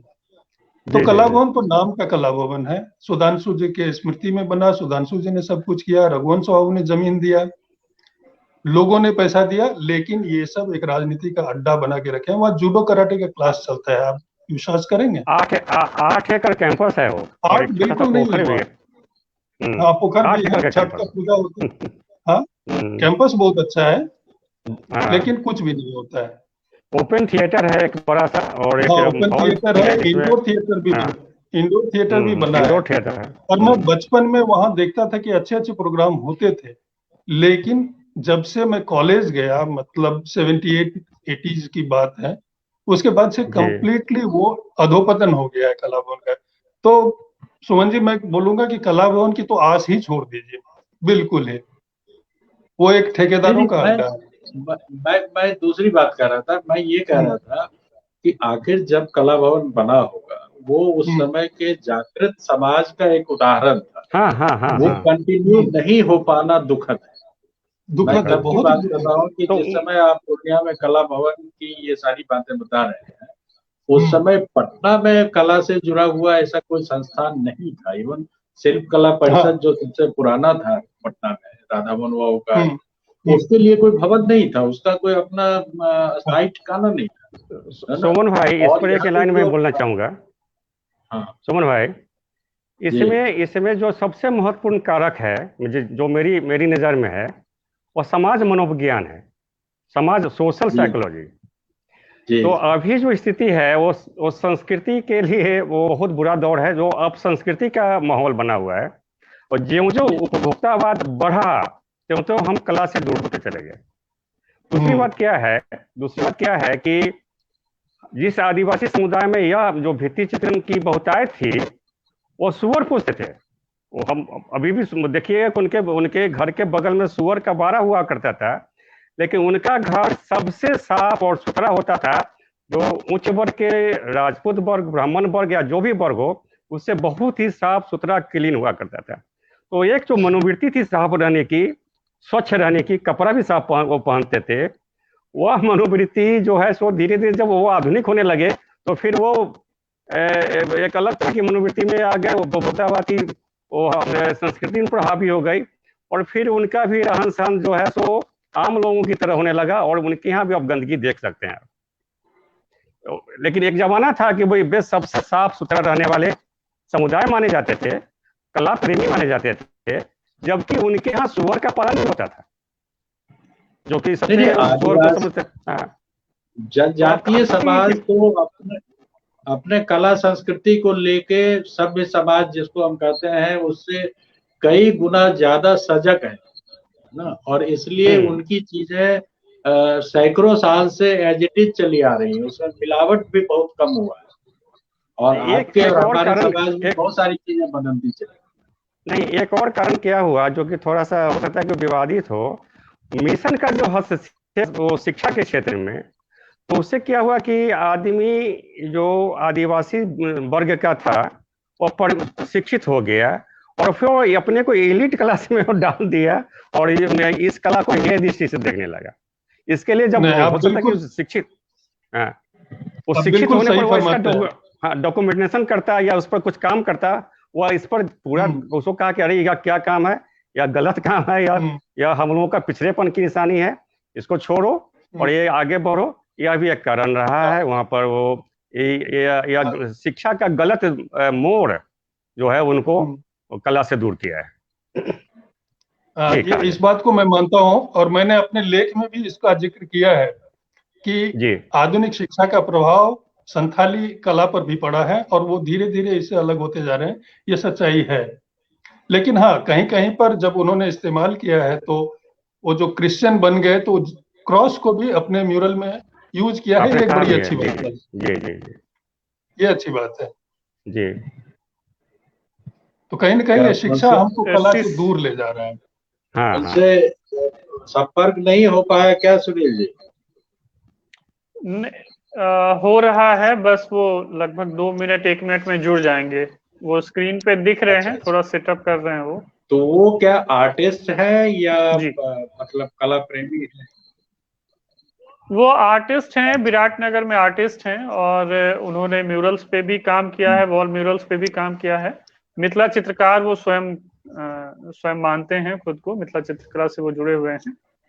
और उन्होंने दरअसल शाम में हमें तस्वीरें भेजी, तो हमने उनको कहा कि अगर हमें हाई रेजोल्यूशन पिक्चर मिल जाते हैं, थोड़ी बड़ी तस्वीरें मिल जाती हैं तो दिखाने में सुविधा होगी, लेकिन मुझे लगता है कि थोड़ा समय कम रहा, जिसकी वजह से वो अभी तक नहीं भेज पाए हैं। वो तस्वीरें आएंगी हमारे पास।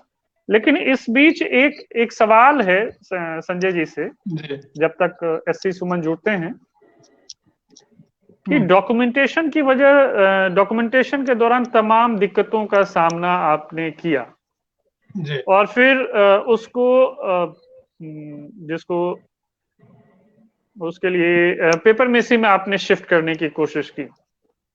संरक्षण के ऐसे और क्या क्या उपाय आप देख पा रहे हैं जिस पर हमें सोचना चाहिए या जिस पर विचार किया जा सकता है?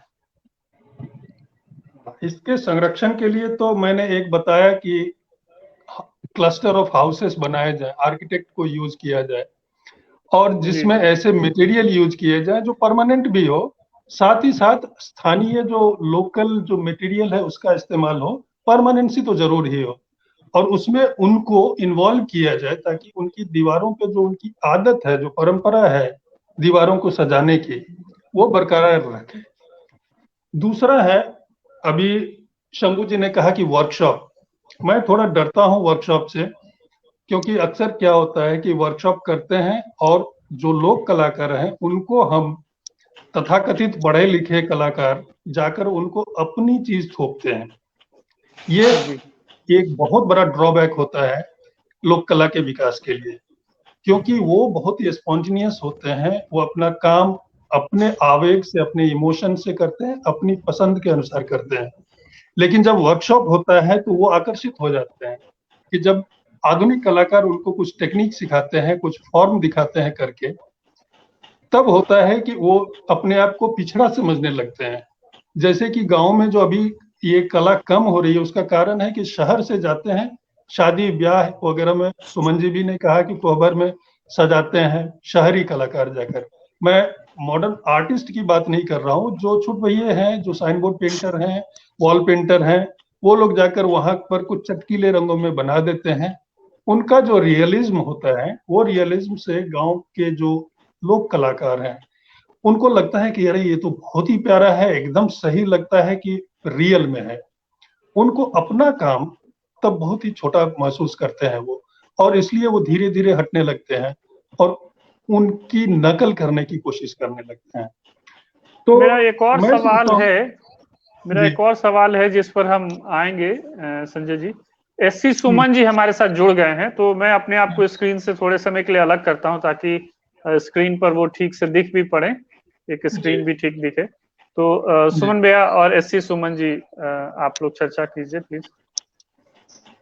जी नमस्कार। और आपने जो भेजे वो देख के हम लोगों को अच्छा लगा, और मेरी जानकारी थोड़ी बहुत है इंटरनेट के माध्यम से, और हम चाहेंगे कि जो नेपाल का हिस्सा है मिथिला, वहाँ की लोक कला के बारे में हम लोगों को कुछ जानकारी दें। सब जनों को नमस्कार। और जी जी। मैं नेपाल से हूँ, और यहाँ पे जब मिथिला की बातें आती है तो हम जनकपुर, सीधा जनकपुर के ओर करते हैं, तो रुख करते हैं। तो मिथिला क्षेत्र जो है, कोसी एक नदी जो हमें दो भाग में बांटती है।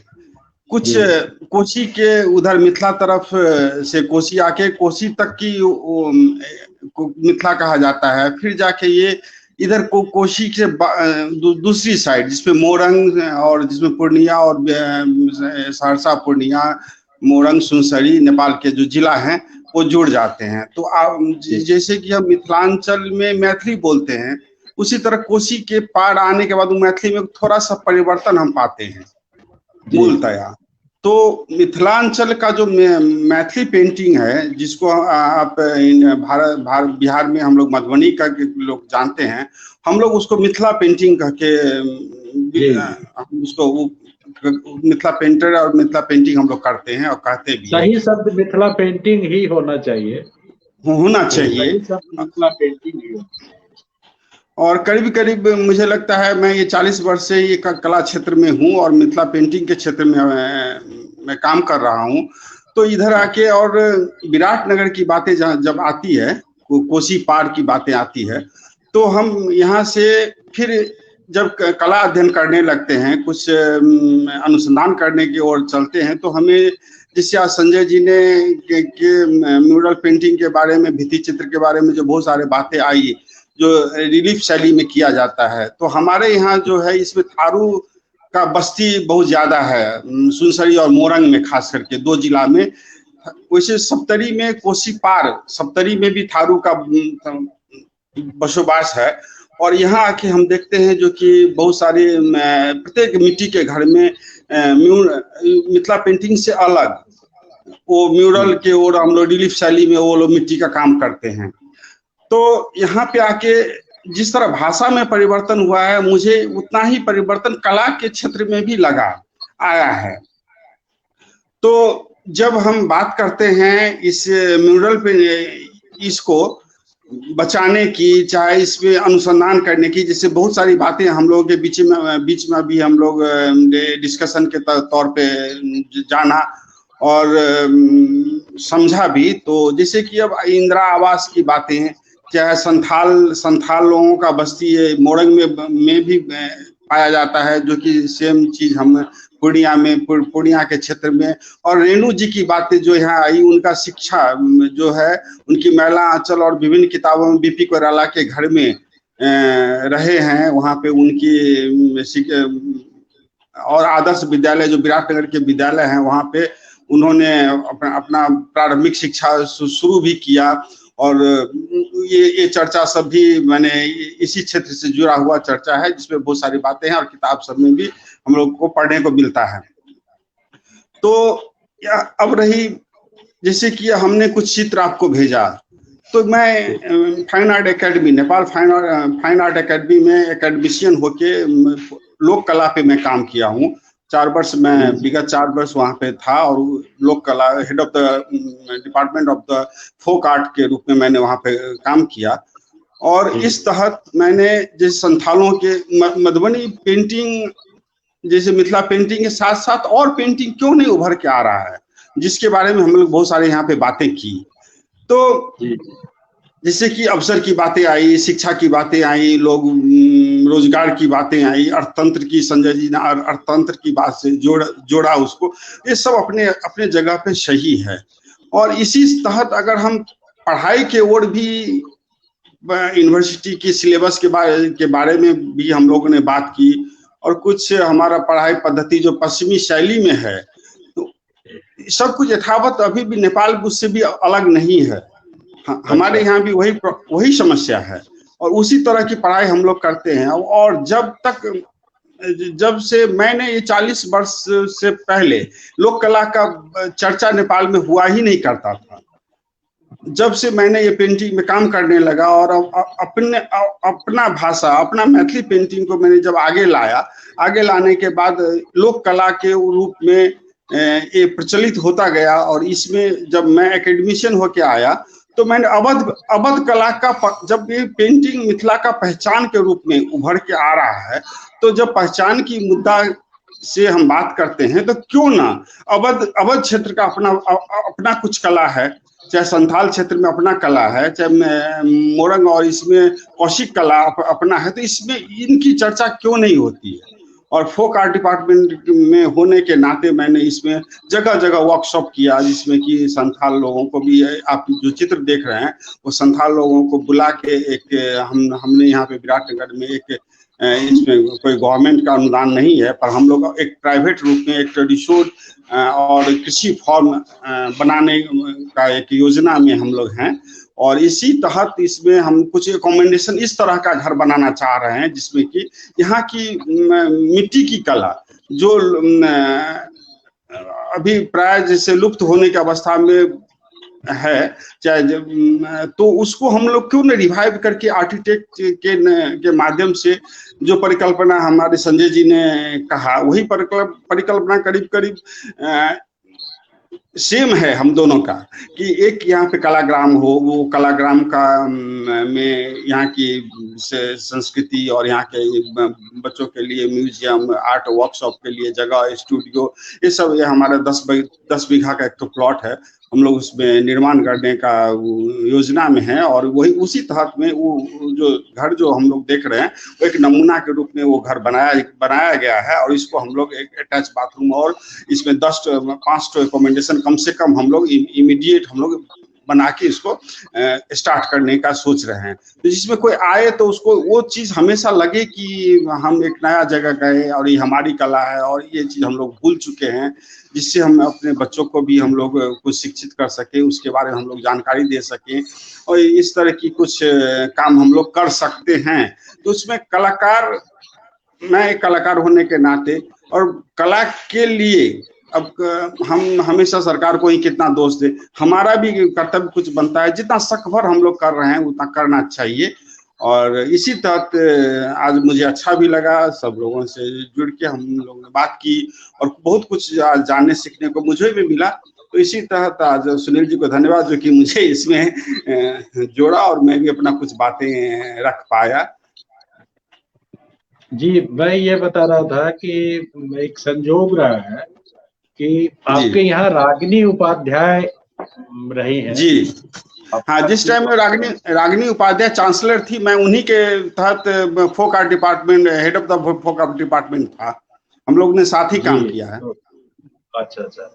तो रागिनी जी से जब भी बातचीत हुई, अभी भी व्हाट्सएप पे बात हो जाती है उनसे, तो वो अवध की कला की चर्चा तो करती रही, लेकिन हमने और सुनील जी हम लोग एक बार उनसे नेपाल एम्बेसी में गए थे मिलने, जब वो दिल्ली आई थी पिछली बार, तो उनका यही था कि अवध को लेके वो लोग कोई प्रोग्राम भी कर रही थी वहाँ लुम्बिनी में, लुम्बिनी के आसपास उनका कोई कार्यक्रम भी होना था, लेकिन मिथिला कला को लेके उनके पास मुझे लगा कि जितनी जानकारी आप दे रहे हैं उतनी जानकारी रागिनी जी के पास नहीं। संभवतः सर क्या है इसमें, अब आधुनिक चित्रकार जो आधुनिक चित्रकला में काम कर रहे हैं, हम पहले ही यहीं पे बात, इसी मंच पे हम लोगों ने बात किया कि सर का ही शायद प्रश्न था कि इसमें कलाकार कितना जिम्मेदार है। तो संजय जी पूरा, हमको लगा वहां पे पूरा खुल के नहीं बोल पाए। जो आधुनिक चित्रकार जो हैं वो हमेशा लोक चित्रकार को चित्रकार मानते ही नहीं है, वो समसामयिक की बात तो करते हैं, पर वहां पे जब लोक कलाकार को चयन की बात आता है तो उन्हें करीब अछूत की तरह व्यवहार किया जाता है। ये अब हमारे यहाँ ऐसा ही है, शायद वहाँ उधर भी ऐसा ही है। हम भी बहुत सारे वर्कशॉप, एशियन सार्क लेवल के वर्कशॉप का भी मैंने आर्ट कैंप सबका ऑर्गेनाइज किया, इंटरनेशनल नेशनल बहुत सारे आर्ट वर्कशॉप में। पर हमारा जो भी जब हम कोऑर्डिनेट करते हैं तो उसमें हम फोक आर्टिस्ट को जरूर उसमें शामिल करते हैं। पर ये चीज वहाँ पे जब हम फोक आर्टिस्ट को शामिल करने की बातें उठाते हैं तो वहाँ पे आधुनिक चित्रकार उसको दबाने की कोशिश करते हैं, क्योंकि मैंने उनका एक तहत, चाहे वो पौवा जो हमारे बहुत थानका और पौवा के कलाकार हैं, चाहे हम लोग फोक आर्ट के मिथिला और मैथिली के कलाकार हैं, तो हम लोग जो जब बातें उनको शामिल करने की कोई इंटरनेशनल आर्ट वर्कशॉप में हम लोग प्रतिनिधि के रूप में देश से बाहर भेजने के रूप में, चाहे अपने देश में कोई आर्ट वर्कशॉप करने के लिए जब हम लोग चयन करने के लिए में जाते हैं तो वहाँ पे एक सौताला व्यवहार जैसा भी अनुभव होता है और किया जाता है। पर जब हम कला के रूप में, जब आज मुझे, जब से मैंने 40 वर्ष में अपना अनुभव मैं बताता हूँ, ये किताब की पढ़ी हुई बातें नहीं हैं, कि जब हमने पेंटिंग शुरू किया उस टाइम से और आज तक जो मैंने पेंटिंग करते चला गया, मैं मैथिली पेंटिंग को बेस करके 16 और 16 एग्जीबिशन कर चुका, और वो नेपाल में अब अपने देश में 16 एग्जीबिशन किया और विभिन्न विषय वस्तु पे मैंने एग्जीबिशन किया। और उसके बाद देश विदेश के आर्ट कैंप में बेनाले में कोई बहुत सारे जगह मुझे जाने का मौका मिला, और मैं फोक आर्ट के तहत ही गया और मैथिली पेंटिंग को लेके ही गया, चाहे विषय कितना भी नया हो, चाहे कंटेम्प्रेरी विषय हो, और सब में मैं किसी को छोड़ा नहीं, मैं सब पे पेंटिंग करता रहा। तो अभी नेपाल में करीब अब ये मुश्किल हो गया है कहना कि एससी सुमन कंटेम्प्रेरी आर्टिस्ट है और फोक आर्टिस्ट है। अब यहाँ पे संजय जी मैं यहाँ पर मुश्किल हो, सुमन जी मैं थोड़ा सा रोक रहा हूँ। ये प्रश्न संजय जी से है जो अभी एससी सुमन जी पूछ रहे थे। एससी सुमन जी, हमें लगता है कि इस पूरे विषय पर और मिथिला क्षेत्र में जो कुछ हो रहा है नेपाल के हिस्से में, उस पर एक अलग से बातचीत करने की जरूरत है। तो हम लोग निश्चित तौर पे चाहेंगे कि आप दोबारा जुड़े, है ना। तो आपको बहुत बहुत धन्यवाद इस बातचीत में जुड़ने के लिए। हम लोग फिर आपसे संपर्क करते हैं ताकि कार्यक्रम हम लोग पूरी तरह नेपाल से जी पूरा एक कार्यक्रम। नमस्कार, आपको भी, आप लोगों को भी धन्यवाद, और मौका मिलेगा जरूर बात करेंगे, और होनी भी चाहिए। जी सुमन जी, हम लोग इस पे चर्चा करते हैं। बहुत बहुत शुक्रिया, नमस्कार। एक लाइन में बोलना चाहूंगा जी सुनील भाई जी। हम अब चर्चा की, जैसे संजय भाई ने चर्चा की ये, या सुमन भाई ने चर्चा की, पॉपुलर क्यों नहीं हुआ हमारा पूर्णिया का जो भित्ति चित्रण है, सो जी बाहर क्यों नहीं गया। तो उसका क्या है कि इसका जो फॉर्मेट है, जैसा कि दीवार पर भित्ति चित्रण होता है, और जो मधुबनी है मिथिला पेंटिंग है वो ज़्यादा पॉपुलर हुआ, तो उसको लोग अब कैनवास पर भी, कागज पर या विभिन्न मीडियम से उसको बाहर भेज रहे हैं।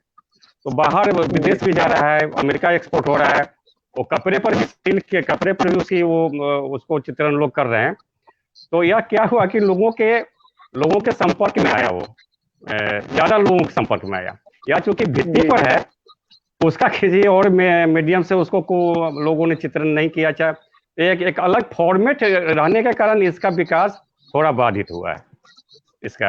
नहीं तो यह कागज पर भित्ति चित्रण से कागज पे लाया गया ना जी, तब तो पॉपुलर होगा। तो जो भित्ति चित्रण से कागज पर लाइएगा तो पॉपुलर होगा। जैसे कि पेपर यही सवाल दरअसल जी संजय जी से यही सवाल था कि क्या कभी इस डायरेक्शन में संजय जी कोशिश हुई कि पूर्णिया अंचल में जो भित्ति चित्रण की परंपरा है उसको पेपर मेसी के अलावा किसी दूसरे नए माध्यम पर ट्रांसफर किया जाए और कलाकारों का भी एक्सचेंज हो। हमारा जो सामाजिक एक्सचेंज है कला समाज को लेकर के, इसकी भी कभी कोशिश हुई क्या? जिसकी बात एससी सुमन कह रहे थे कि सौतेले जैसा व्यवहार होता है। हम तो पहुंचे, एक संजय जी पहुंचे उनके बीच, वहां से कोई आदमी बेंगलोर या दिल्ली या दूसरे स्थानों पर अपने भित्ति चित्रण की परंपरा का प्रदर्शन करने पहुंचा या नहीं पहुंचा? ये एक्सचेंज हुआ कि नहीं कभी? नहीं, ये नहीं बिल्कुल नहीं हुआ, क्योंकि इसका जो मीडियम है वो एक बहुत ही हेवी मीडियम है, आप इसको ट्रांसपोर्ट नहीं कर सकते। लेकिन तो एक दूसरा संजय जी मैं रोक रहा हूं क्योंकि जापान में जो मिथिला म्यूजियम है, तो जो भित्ति चित्रण दीवारों पर था मिथिला में, वहां से जब वो कागज पे या कपड़े पर जब वो परंपरा आ रही थी, तो जापान में एक प्रयोग हासेगावा जी ने किया कि सीमेंट के स्लैब पर उसको ट्रांसफर किया, एक ड्यूरेबिलिटी बनी उसकी, तो एक नए मीडियम का एक्सप्लोरेशन भी हुआ। क्या इस तरह का एक्सप्लोरेशन हम नहीं कर सकते हैं? क्या इसकी संभावना नहीं है कि जी? बिल्कुल कर सकते हैं। मैं कुछ पॉइंट्स रखा हूं यहाँ पे कि ये जो खत्म होती जा रही है इसको रोकने के लिए और इसका विकास करने के लिए कुछ बिंदुओं पर हमें सोचने की जरूरत है। शंभू जी ने बताया कि वर्कशॉप, तो मैं वर्कशॉप को थोड़ा सा अलग लेना चाहता हूं कि ये जो कॉमन ट्रेंड है वर्कशॉप का, उसमें हम लोक शिल्पियों को बुलाकर उनको हम ट्रेनिंग देते हैं। मेरा यह मानना है कि उनको ट्रेनिंग नहीं देना है, उनसे हमको ट्रेनिंग लेना है कि वो कैसे करते हैं, क्यों करते हैं और किस तरह से उनके फॉर्म्स बनते हैं। हमें उनको मेरा सही हुई था कि वही को बुलाना है। हाँ, मैं पूरी कर लूं जी। और उनको हम क्या दे सकते हैं कि कुछ ऐसी टेक्निक जो हल्का हो, ट्रांसपोर्टेबल हो, हम उसको सिखा सकते हैं। जो अवेयर नहीं है वो हम आधुनिक तकनीक जो कुछ जानते हैं या किसी और से हम ले सकते हैं, उनको लेकर वर्कशॉप किया जाए। उनका फॉर्म को हम ट्रेनिंग ना दें, उनका जो फॉर्म है वो वही रहे, वो जैसा करते हैं परंपरागत चीजों को रखें। टेक्निक सप्लाई हम कर सकते हैं ताकि वो उस चीज को, जैसे मधुबनी पेंटिंग कागज पर कैनवास पर बनकर बाजार में आई, वैसे ही ये चीजें हल्के होके बाजार में आए। हमको दूसरा है कि ग्राहक जो कस्टमर है उसको ट्रेंड किया जाए, उनको बताया जाए इसका क्या वैल्यू है, तभी वो अपना मार्केट बना पाएंगे और ग्राहक भी समझेंगे कि हाँ इसका महत्व क्या है। तो ग्राहक को भी हमको ट्रेनिंग देनी होगी। वर्कशॉप जो करना है तो उसमें उनके साथ मिलकर बैठकर उनके काम का एप्रिसिएशन हो, उनको प्रोत्साहन दिया जाए, और वर्कशॉप जो हो उसमें ट्रेनिंग हो, और उस वर्कशॉप में उनके बच्चे भी हों, जो कलाकार शामिल होते हैं उनके बच्चे हों, उसके साथ अन्य बच्चे जो उनके बच्चे नहीं हैं, दूसरे गांव के बच्चे हैं, ताकि ये स्प्रेड करे एरिया में। ये नहीं कि बस वो ही उनके बच्चे, उनकी बेटियां ही करती रहे और उनकी बेटियों को अगर मन नहीं है तो वो छोड़ के चले जाए। इसलिए दूसरे लोग भी जो इंटरेस्टेड होते हैं उनको भी उस चीज की ट्रेनिंग दी जाए, उनको प्रोत्साहन दिया जाए। एक ग्रुप बनाना चाहिए एनजीओ का, एनजीओ नहीं कह के अगर एनपीओ कहें तो बेहतर हो। जो नॉन प्रॉफिट ऑर्गेनाइजेशंस हैं, जो लोग वॉलंटियर बनते हैं, काम करते हैं, उनका एक ग्रुप बनाया जाए जो स्थानीय तौर पर हो। ये नहीं कि पटना और दिल्ली से आए, वो जो लोकल हो, लेकिन उनको वॉलंटियर को भी ट्रेनिंग दी जाए कि ये फोक आर्ट है क्या। उनके लिए वर्कशॉप हो कि फोक आर्ट के बारे में उनको जानकारी दी जाए, और वो वॉलंटियर जो गांव में, ब्लॉक में, आसपास में रहते हैं, वो इन शिल्पियों को ऑर्गेनाइज करें, मदद करें उनकी। तो ये लोग कर सकते हैं। फिर है एक कल्चरल सेंटर बनाया जाए। वो ये नहीं कि पटना और दिल्ली और बॉम्बे में बने, स्थानीय तौर पर बने, ब्लॉक और डिस्ट्रिक्ट लेवल पे, ताकि उनको ट्रेवल न करना पड़े बहुत दूर तक। वो 2, 4, 10, 15 किलोमीटर जाकर वो एक कल्चरल सेंटर में अपने काम सीख सकें, सिखा सकें, और वहां पर एक बेचने की उनकी बाजार की जैसे हो। उसके साथ है कि ये ब्लॉक में होगा, फिर उसके बाद डिस्ट्रिक्ट लेवल पर होगा। पटना और दिल्ली जाने की बात तीसरे चौथे स्तर पर आती है। तो जब उनको लगेगा कि यहाँ मेरा बाजार बन रहा है, मुझे पहचान मिल रही है, तो उसके पीछे 4 और लोग आएंगे। हमारे हर डिस्ट्रिक्ट में देखा है कि डीडीओ होता है, डिस्ट्रिक्ट डेवलपमेंट ऑफिसर। क्या काम करते हैं भगवान जाने। जब RS शर्मा जी जब पूर्णिया के DM थे, उस समय कला भवन में एक आर्ट कॉलेज खोला गया था। शांति निकेतन के ही एक स्टूडेंट थे जिन्होंने शुरुआत की थी। बहुत बड़ा प्लानिंग था उनका। शर्मा जी उसके एक मेंबर बने, बहुत ही इनिशिएटिव लेकर वो आते थे। तो उनका क्या है कि ऐसे उन्होंने क्या किया, DDO का पावर सीज कर लिया। बस 1.5 साल के लिए आए थे वो, उनका ट्रांसफर कभी भी 3 साल के बाद नहीं हुआ, हर जगह से वो भगाए गए। वो 1.5 साल में उन्होंने DDO का पावर सीज करके कहा कि डिस्ट्रिक्ट डेवलपमेंट करना है। मेरी आंखों के सामने मैंने देखा कि पूर्णिया कितना बदला। पैसा वापस पटना जाता था कि विकास का काम हो गया और ये इतना पैसा बच गया। उन्होंने कहा पैसा बचता क्या है, जब विकास होना चाहिए तो DDO को ये जिम्मेदारी बनती है कि केवल रोड और मार्केट ना बनाए, वो इस तरह की जो सांस्कृतिक गतिविधियां हैं, जो गांव में जो लोक शिल्पी हैं, उनको रिकॉग्नाइज करें, उनको ऑर्गेनाइज करें, और उनके लिए एक कल्चरल सेंटर बनाकर उसको मॉनिटर करें। ये DDO कर सकते हैं, और इसके लिए पटना से उनको एक मैसेज जाना चाहिए कि आपको ये काम भी करना है। और उस क्षेत्र विशेष में जो स्पेशल है, कि या तो पूर्णिया हो या दरभंगा, या मैं मधुबनी की बात नहीं करूंगा कि मैं बहुत नहीं जानता हूं कि वहां क्या कैसे हुआ है। तो जब इसका डॉक्यूमेंटेशन हम करते हैं, क्या होता है कि कोई भी आदमी चल जाता है जो इन्फ्लुएंस लेता है, फाइनेंस ले लेता है सरकार से, और वो डॉक्यूमेंटेशन करने लगते हैं। डॉक्यूमेंटेशन करने के लिए उस इलाके के जानकार लोगों को उसका सपोर्ट मिलना चाहिए फाइनेंस में, उनको प्राथमिकता मिलनी चाहिए, ताकि वो ज्यादा अच्छी तरह से जान सकते हैं कि वहाँ के कल्चर, खान पान, रहन सहन और जो बैकग्राउंड है वहाँ के लोगों का। तभी वो वहाँ के आर्ट को अच्छी तरह से जानबूझकर परख कर उस पर लिख सकते हैं। दूर के लोग कहीं से जाकर न भाषा न समझें और कुछ इधर उधर घूम के, जैसे कि सर्वे कर लेते हैं, जनगणना जैसी होती है, डोर डोर जाके सबका नाम लिखकर आ जाते हैं। ये डॉक्यूमेंटेशन नहीं है, ये जस्ट एक जो अखबारों में एक न्यूज छापा जाता है, उस तरह का डॉक्यूमेंटेशन हो जाता है। तो मैं थोड़ा सा उसके विरुद्ध में हूँ। और वर्कशॉप में तो बिल्कुल ही उनको कंटेम्पररी चीजें सिखाने की जरूरत नहीं, दोनों को मिक्सअप ना किया जाए। कंटेम्पररी आर्टिस्ट भले ही फोक से लेकर आप अपना कला का विकास कर सकते हैं, लेकिन लोक कलाकारों को आप अपनी चीजें ना थोपें। ये मैं बहुत स्ट्रांगली कहना चाहता हूँ। बिहार में ये मॉडल तो रहा ही है, जो शुरू में उपेंद्र महारथी जी ने इसी चीज को अपनाया ना। उपेंद्र महारथी जी ने एकेडमिक चीजें उनको इंट्रोड्यूस नहीं की, या मनु पारेख ने, इसलिए मधुबनी कला अपने ओरिजिनल फॉर्म में रहा, और उसको किसी भी तरह के अकादमिक सजेशन से दूर रखा ये मॉडल तो बिहार का एक सफल मॉडल है। और उसके बाद स्वामीनाथन जी ने भारत भवन में इसको कंटिन्यू किया।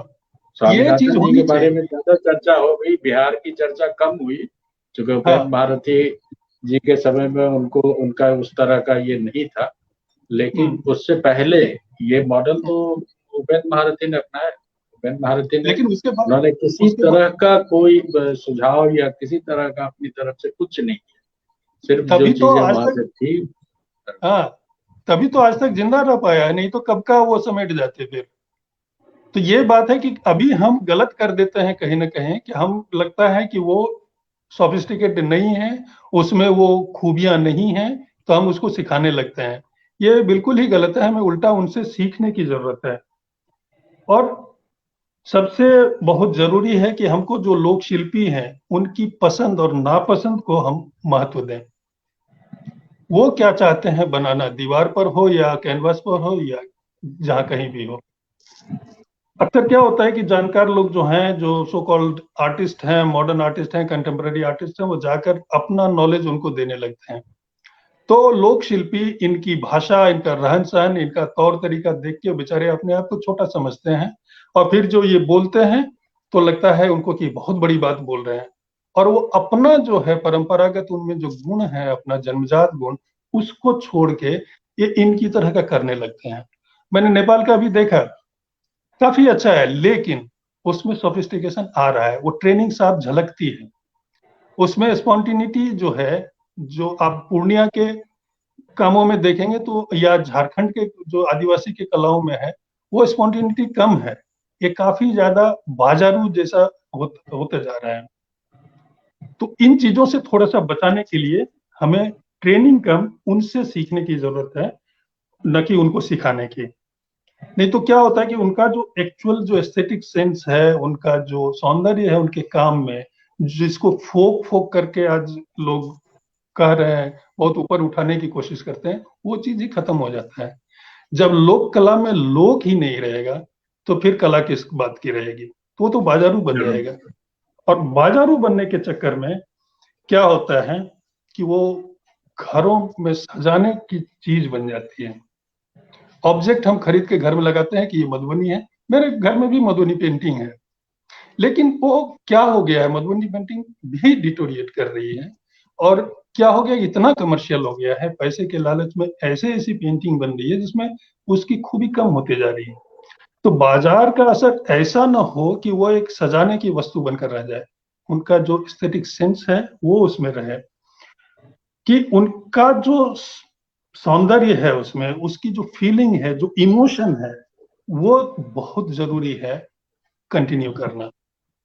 बच्चन साहब ने कहा है कि कला बेची जाकर एक व्यावसायिक निपुणता बनकर रह जाती है, इसलिए कला को बिकना नहीं चाहिए। जैसे ही ये बाजार बनने लगता है तो वो लोग बाजार की तरफ भागने लगते हैं। तो बाजार बने तभी तो वो लोग आएंगे उसको सीखने के लिए, क्योंकि वो एक रोजगार का माध्यम बनेगा। लेकिन बाजार हावी नहीं होना चाहिए, ये बहुत जरूरी है। पूर्णिया में टॉय बनते हैं, गुड्डे गुड़िए, खासकर चैती दुर्गा के टाइम में मैं एक मेले में देखा कि बहुत खूबसूरत खिलौने बिक रहे थे, कुम्हार के द्वारा बनाए गए। बहुत प्यारा लगा, हमने कलेक्ट कर लिया। जब मैंने अपने लिए कलेक्ट किया तो मुझे याद आया कि नहीं, सुब्रमण्यन को बहुत पसंद है, हमने एक सेट और लिया। डरते डरते मैं गया, उनको दिया एक डब्बा, उन्होंने देखा खोल के और बहुत खुश हो गए, बोले अरे, और मेरा तो कलेक्शन बहुत बढ़ गया अब तो बहुत ही खूबसूरत है। तो ऐसे लोग होने चाहिए जो उनकी चीजों को भी अप्रिशिएट करें। तो हमको अप्रिशिएट करने के लिए भी लोग चाहिए, ग्राहक भी चाहिए, जिनको हम ट्रेनिंग दें कि इसकी क्या खूबियां हैं। इसके लिए वर्कशॉप होना चाहिए जिसमें लोगों को बुलाकर हम फोक आर्ट के बारे में लेक्चर दें, उनको समझाएं कि ये फोक आर्ट की क्या खूबियां हैं, तभी इसका विकास हो सकता है। जी, तो सुमन भैया से मैं अब आग्रह कर रहा हूँ कि एक कंक्लूडिंग रिमार्क दें ताकि हम लोग आज की बातचीत अंत कर सकें। हाँ, धन्यवाद सब लोगों को। और मेरा तो मानना है कि सबसे ज्यादा धन्यवाद बनता है उन दर्शकों का, उन श्रोताओं का, क्योंकि जब आप बात करते रहते हैं तो आपको तो समय का पता नहीं चलता, लेकिन श्रोताओं के लिए ये होता है। और आज का एक महत्वपूर्ण हिस्सा हम लोगों की समझ से ये रहा कि एस.सी. सुमन जी से बातचीत हुई। और सुनील जी, आपको याद होगा कि हम लोग नेपाल से जुड़ने के लिए पिछले करीब 5-6 सालों से कोशिश कर रहे हैं। ये एक उपलब्धि नहीं।